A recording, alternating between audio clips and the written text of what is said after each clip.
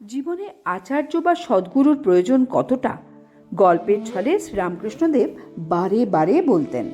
গুরুই সেতু হয়ে শিষ্যকে মিলিয়ে দেন ইষ্টের সঙ্গে। স্বস্বরূপকে চিনিয়ে দেবার পর গুরু নিজে ইষ্টে মিলিয়ে যান। তাই তো বলা হয়, সংসার এমন ঠাঁই গুরু শিষ্যের দেখা নাই। আপনারা শুনছেন কথামৃতের অমৃত কথা। সদ্গুরুর মহিমা কি, সেই বিষয়ে আজকের গল্প। আপনারা শুনবেন ছাগলের পালে বাঘ এই গল্পটি। এক ঝর্ণার ধারে একদল ছাগল ঘুরে বেড়াচ্ছিল। এক বাঘিনী মাংসের লোভে পাহাড়ের মস্ত পাথরের আড়াল থেকে জোরে লাফ দিল ছাগলের পালের উপর। বাঘিনীটি তখন অন্তঃসত্ত্বা ছিল। ঝর্ণায় জেগে থাকা পাথরের খোঁচা লেগে বাঘিনীর প্রাণ বের হয়ে গেল, কিন্তু বাচ্চাটি প্রসব হয়ে ঝর্ণার ধারেই পড়ে রইল। ছাগলের পাল পালিয়ে গিয়েছিল, কিন্তু একটা ছাগলের শিশুটিকে দেখে বড় মায়া হলো। সে বাঘের বাচ্চাটিকে তুলে নিয়ে এসে নিজের শিশুদের সঙ্গে তাকে লালন পালন করতে লাগলো। ছাগলের দুধ খেয়ে ছাগলের পালেই শিশুটি বড় হতে লাগলো। শিশুবাঘ তাদের মতোই ঘাস খায়, ম্যা ম্যা করে ডাকে, জঙ্গলে জঙ্গলে ঘুরে বেড়ায়। একদিন পালে বাঘ পড়ল, সবাই ম্যা ম্যা করে পালাতে লাগলো। ছাগলের সঙ্গে বাঘের বাচ্চাটাকেও পালাতে দেখে বড় বাঘটা অবাক হয়ে গেল।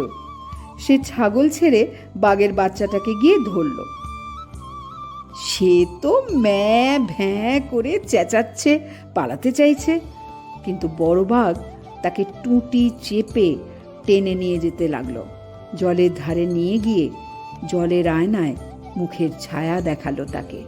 বললে, দেখ, তুইও যা, আমিও তাই। তবুও বাচ্চা বাঘের চেঁচানি থামে না দেখে তার মুখে জোর করে এক টুকরো মাংস পুড়ে দিল। রক্ত মাংসের স্বাদ পেয়ে বাচ্চা বাঘ নিজের স্বরূপ চিনতে পারল এবং ছাগলের পাল ছেড়ে গভীর বনে সে চলে গেল বড় বাঘের সঙ্গে। সদ্গুরু এভাবেই আত্মার উদ্বোধন ঘটান, স্বরূপকে তিনি চিনিয়ে দেন। প্রসঙ্গত ঠাকুর চিকিৎসকের দৃষ্টান্ত দিয়েও জীবনে আচার্যের ভূমিকা বুঝিয়ে দিয়েছেন। আমাদের চারপাশে 3 ধরনের বৈদ্য দেখা যায়। বৈদ্য মানে জানেন তো? বৈদ্য মানে চিকিৎসক।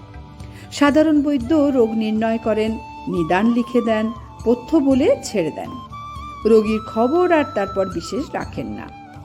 আরেক ধরনের বৈদ্য রোগ নির্ণয়, নিদান দেওয়া ও পথ্য জানিয়ে দেন, মাঝে মাঝে খোঁজ নেন, গায়ে পিঠে হাত বুলিয়ে বুঝিয়ে দেন কেন পথ্য খাওয়া জরুরি, ওষুধ আবশ্যক।